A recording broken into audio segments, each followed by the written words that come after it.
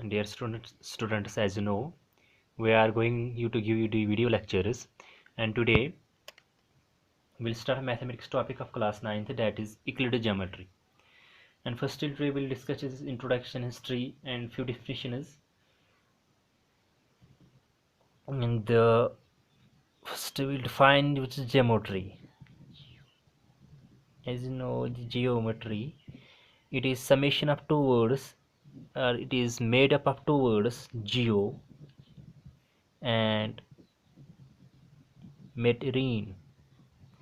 And geo means earth, and their students, metrine means to measure, and when we combine both these words we will get measurement of earth. So means geometry simply means measurement of earth. क्योंकि जो भी पुराने जितने भी ancient civilisation थे, वहाँ पे जो फ्लड्स आता, ज्यूरिंग फ्लड जो वहाँ पे लैंड होती थी, उनकी जो बाउंड्रीज थी वो नहीं रहती थी, तो फ्लड्स अपने साथ वो बाउंड्रीज भी नहीं वहाँ पे नहीं रहती थी। तो जो फ्लड आफ्टर फ्लड जो फ्लड फिर थम जाता था, तो वो फिर क्या करते थे, तो फिर से वो बाउंड्रीज लगाते थे। ये तभी इनके लिए पॉसिबल था जब वो पहले ज़मीन को वो मेजर कर सकते थे, लैंड को वो मेजर कर सकती है, ज़मीन किसकी कितनी है, तब से वो नए सिरे से फिर बाउंड्रीज लगा सकती है। तभी मुमकिन था जब हम वहाँ ज़मीन को हम मेजर यानी कि एरिया को हम मेजर कर पाते थे। तो यही जो एंशिएंट सिविलाइजेशन में ज्योमेट्री को यूज़ किया जाता है, यानी कि इसका जो जन्म हुआ है, यूँ कहें कि ज्योमेट्री का जन्म हुआ है, it is for measurement of land. और बाकी जितने भी एंशिएंट सिविलाइजेशंस हैं, चाहे वो डियर स्टूडेंट्स हम इजिप्ट की बात करें,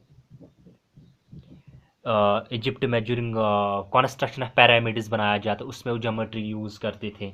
या हम दूसरे की बाबिलोनास की बात करें, बाबिलोनिया में इसको भी यूज़ किया जाता था। और चाइना में, चाइना के, अगर आप चाइना की सिविलाइजेशन पढ़ोगे, इसमें आपको ऐसे एग्जाम्पल्स मिलेंगे जहाँ पे वो ज्योमेट्री यूज़ करते थे। इवन इन इंडिया, इंडिया में भी ज्यूरिंग हड़प्पा हड़प्पा पीरियड, तो इसमें भी यानी कि ऐसे रोड्स बनाए गए जो एक दूसरे के यहाँ तो पार्लर थे, यहाँ के परपेंडिकुलर थे, यानी कि यहाँ पे भी इंडिया में भी ये ज्योमेट्री यूज़ हुई है। तो डैट जितने भी ओल्ड सिविलाइजेशंस थे, तो वह उससे भी वहाँ पे एक फील्ड या दूसरे फील्ड में ज्योमेट्री को यूज़ किया जाता था। लेकिन इसका जो जन्म हुआ था वो हुआ था for the measurement of land. लेकिन टिल 300 BC, टिल 300 BC हमारे पास ज्योमेट्री की कोई यानी कि पर्टिकुलर बुक नहीं थी। 300 BC से पहले हमारे पास ज्योमेट्री की कोई बुक नहीं थी। मीन्स अबाउट 2300 ईयर्स एगो हमारे पास ज्योमेट्री की कोई पर्टिकुलर बुक नहीं थी। इसके बाद इक्लिड आया। Euclid was a teacher of mathematics in Egypt. तो मैथमेटिक्स टीचर इजिप्ट में था। उसने क्या किया, जितना भी उस टाइम ऑल नून वर्क था, जितना भी कुछ ज्योमेट्री के बारे में डिस्कवर हुआ था, जितने भी उसका नून वर्क था, we collected all his known work. जो जैसे कि उससे पहले भी काम हुआ था ज्योमेट्री के बारे में, या कुछ प्रॉपर्टीज डिस्कवर हुए थे 300 BC से भी पहले, जैसे कि थेलस जो ग्रीक का मैथमेटिशियन था, या पाइथागोरस वो भी ग्रीक का था।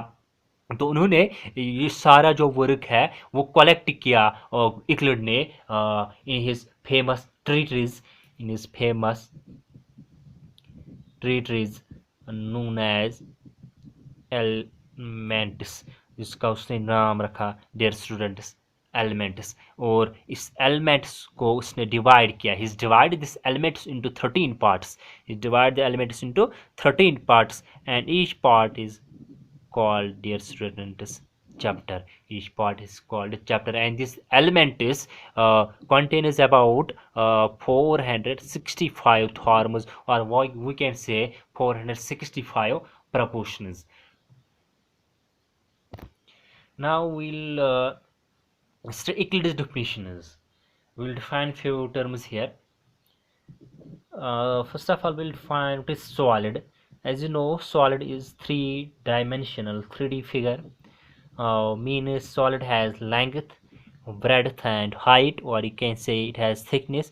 If we take here cube, cuboid, it is three-dimensional figure because it has length, breadth or height, or we can say thickness. According to Euclid, who say a solid has shape, it has size, also it has position, and can be moved, and it can be moved from one place to another place. This is solid. यानी three dimensional figure उसकी shape होती है, fixed size होता है, उसको हम place कर एक जगह से दूसरी जगह. After that will define surface. Surface is actually boundaries of a solid के जो बाउंड्रीज होते हैं they are known as surface. If will take this boundary, if will take this face out of this solid, और यहाँ पे ये face हम solid से निकालेंगे तो वहाँ पे जो फेस रहेगा, ये जो बाउंड्री रहेगा, दैट विल बी सरफेस. ये होगी हमारी सरफेस. मीन्स सरफेस क्या है, it has actually only length and breadth. It has only length and breadth. That is the surface. It has only length and breadth. So that means solid is three-dimensional figure and surface is two-dimensional figure. After that we will define line. What is line? The boundaries of, we will say the boundaries of surface are called line. The boundaries of surface, the boundaries of surface are called lines, or we can say dear students curves. and जो line होती है dear students, line is breadthless. It is breadthless length. Line has only length and it has no thickness, or we can say it has no breadth. So that means it has only length, it has only one dimension. Solid has three, so it has surface has two dimension and line has one dimension. Till that we define point. And what is point? The ends of line, यहाँ पे जो ends of line हम लेंगे, यहाँ पे लेंगे. ends of line are points. Ends of lines are their students points, or we can say a point is that which has no part. A point is that which has no part. Point वो होता है जिसका कोई हिस्सा नहीं होता है. तो डैट मीन्स यहाँ पे जो पॉइंट है, it has zero dimension, it has यानी कि नाइदर लेंथ नॉर ब्रेड्थ. अब यहाँ पे देखेंगे solid has three dimensional surface, two dimensional figure, and line has one dimensional, but point has no dim, it has zero dimension. But ये हम कह सकते हैं यहाँ पे जो यूक्लिड की जो डिफिनेशन है, इसमें लाइन और पॉइंट जो है इसमें लिमिटेशन है, या यूँ कहेंगे क्योंकि अगर हम लाइन कितना भी, ये जो डिफिनेशन उसने इस टाइम बताया है लाइन की, इट हैज़ ओनली लेंथ, यानी कि ब्रेड्थ नहीं है. कितना भी हम प्रैक्टिकली लाइन ड्रा करेंगे कुछ ना कुछ उसकी लेंथ रहती है, यानी कि इसकी आइडियल डेफिनेशन है ना कि प्रैक्टिकल डेफिनेशन. और इसी तरह पॉइंट कितना भी हम प्रैक्टिकली जब भी पॉइंट ड्रा करेंगे कुछ ना कुछ तो साइज उसका रहता है. अगर ये पॉइंट साइज भी है लेकिन कुछ ना कुछ इसका साइज होता है. यहाँ पर उसने लिखा था a point is that which has no part. तो यहाँ भी लगता है जो विच नो पार्ट उसने डिफाइन नहीं किया है उस टाइम ने. तो यहाँ पे जो लाइन और पॉइंट की उसकी ऑर्डर डेफिनेशंस है ना कि प्रैक्टिकल डेफिनेशंस. क्योंकि प्रैक्टिकल लाइफ में जितने भी हम लाइन ड्रा करें, पॉइंट ड्रा करेंगे, लाइन की कुछ ना कुछ थिकनेस रहती है, इसी तरह पॉइंट की भी कुछ ना कुछ थिकनेस रहती है. इसलिए ये आइडियल डेफिनेशंस है and practical definition is. And dear students, in the next video we will define Euclid's axioms and postulates, and what is the difference between axiom and postulates. Euclid's 5 postulates, जो भी उसने postulates या axioms दिए हैं वो हम next video में define करेंगे.